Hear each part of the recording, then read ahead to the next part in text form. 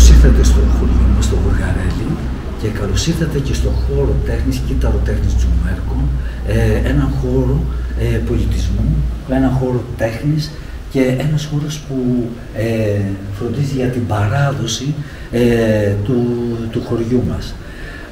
Εδώ θα δείτε τώρα φωτογραφίες του Κώστα Μπαλάβα, τις οποίες μας έχει παραχωρήσει το Μουσείο Μπερνάκη, γιατί όλο το αρχείο του είναι εκεί, και δείχνει τον τρόπο ζωής των κτηνοτρόφων εκείνης της εποχής, της δεκαετίας του 50 και 60. Εδώ δείχνει πως μια μητέρα με το μωρό και το μωρό το πηγαίνουν, φεύγουν από το Βουργαρέλι και από τα Τζουμέρκα γενικότερα και φτάνουν στο Αγρίνιο, στην Αμφιλοχία, στα Χυμαριά για να βγάλουν το χειμώνα. Εδώ είναι ο τρόπος ζωής τους στο βουνό. Επίσης εδώ δείχνουμε φωτογραφίες που έχει τραβήξει από τα Γιάννα εκείνης της εποχής, όπως είναι ο δρόμος για το Εντίμνη, η είσοδος του κάστρου. Εδώ είναι τα παιδιά πώς πάνε στο σχολείο. Επίσης εδώ είναι πάλι παλιός δρόμος των Ιωαννίνων και εδώ είναι τη μοναδική φωτογραφία που έχουμε από την εποχή του εμφυλίου, πώς ζούσαν και μεγάλωναν οι οικογένειες εκείνη την εποχή.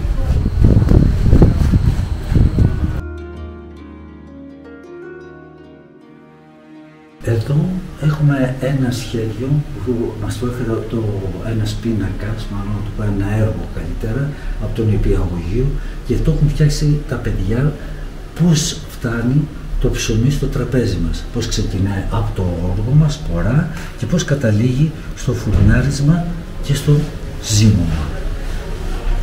Τώρα θα δούμε φωτογραφίες του Νίκου του Μανούση, ο οποίος έχει τραβήξει τοπία, πρόσωπα από την περιοχή εδώ πέρα που ήρθε να ζήσει, και έχει παλιά καφενεία. Επίσης εδώ έχουμε τη ζωή των Καρμουνιάριων, το πώς ζούσαν εκείνη την εποχή, το χορευτικό του χωριού, και εδώ και από την πλευρά αυτή το κύτταρο τέχνης έχει φροντίσει να υπάρχει μια δανειστική βιβλιοθήκη για τους γνωστούς ανθρώπους και μεγάλους που μένουν το χειμώνα εδώ και τους βοηθάει να διαβάζουν και να κάνουν.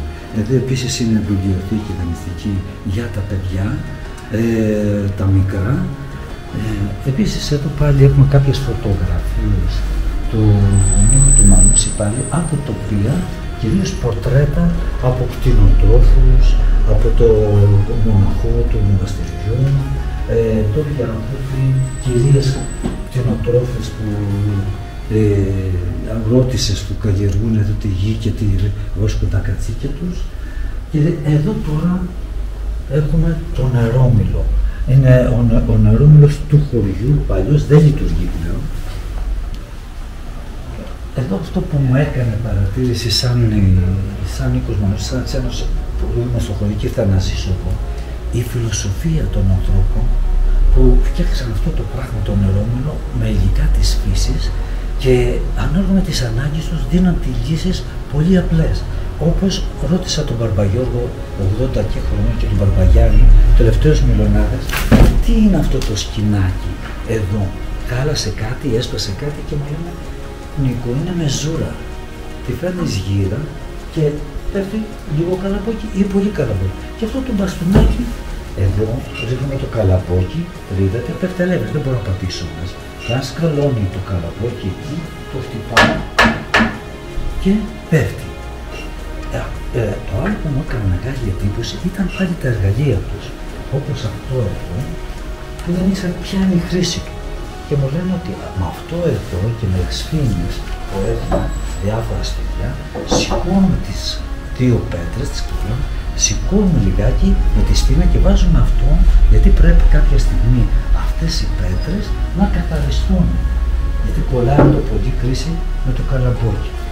Βλέποντας αυτό οι χωριανοί εδώ και φέρνοντας για διάφορες στολές, άρχισαν να μου φέρνουν διάφορα αντικείμενα, μικροαντικείμενα, όπως είναι εδώ η ανέμη, όπως είναι του βαρέλα που κουβαλούσαν νερό, εκείνο εκεί το ψηλό, εκεί πέρα χτυπούσαν και φτιάχνανε το βούτυρο, εκεί ζυμώνα το ψωμί τους, και επίσης ο γιατρός, ο Ζέρβας, που μου έδωσε τις δύο αυτές στολές που στολίζουν την είσοδο του χωριού.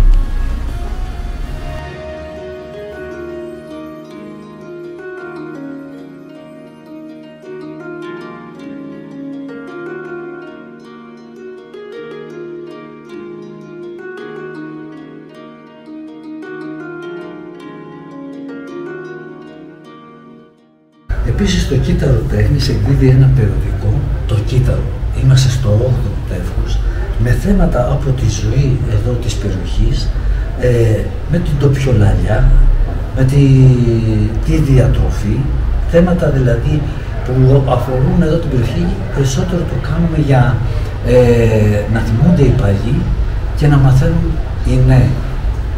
Κάνουμε παρουσιάσεις βιβλίων εδώ μέσα, αναφερόμαστε σε διάφορες παλιές εποχές και είναι ένα περιοδικό πάρα πολύ αξιόλογο που θεωρούμε για την περιοχή και απαραίτητο. Εδώ έχουμε φωτογραφίες αγιογραφιών από τα μοναστήρια της περιοχής, μια ξεχωριστή αγιογραφία που σπανίζει στην όλη περιοχή γενετική. Όλη αυτή η δουλειά είναι του Μεράτζα, του καθηγητή, με χρώματα έντονα, παραστάσεις ιδιαίτερες και γι' αυτό την κάνει και ξεχωριστή. Εδώ δίπλα μας έχουμε ένα άλλο κτίριο ιστορικό, είναι το Μποτσαρέικο.